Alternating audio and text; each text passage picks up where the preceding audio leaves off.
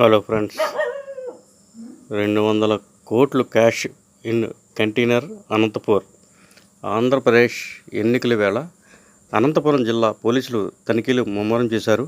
ఈ తనిఖీలో కంటైనర్లలో వేల కోట్లు తరలిస్తున్న సంగతిని పోలీసులు గుర్తించారు. 4 కంటైనర్లలో 2,000 కోట్ల రూపాయలు తరలిస్తుండడాన్ని పోలీసులు గుర్తించారు. అయితే మామిడి మండలం గజరాంపల్లి వద్ద హైవేపై తనిఖీలు నిర్వహించిన పోలీసులు కంటైనర్లలో ఈ మొత్తాన్ని తరలిస్తూ ఉండడాన్ని గుర్తించారు. అనంతరం కలెక్టర్, ఆర్ఓ, ఐటీ అధికారులకు సమాచారం ఇచ్చారు. అయితే సిబ్బందిని విచారించిన పోలీసులు ఈ మొత్తాన్ని ఆర్బీఐ వద్ద డిపాజిట్ చేసేందుకు తరలిస్తున్నట్లు తెలుసుకున్నారు. అందరూ ఊపిరి పీల్చుకున్నారు.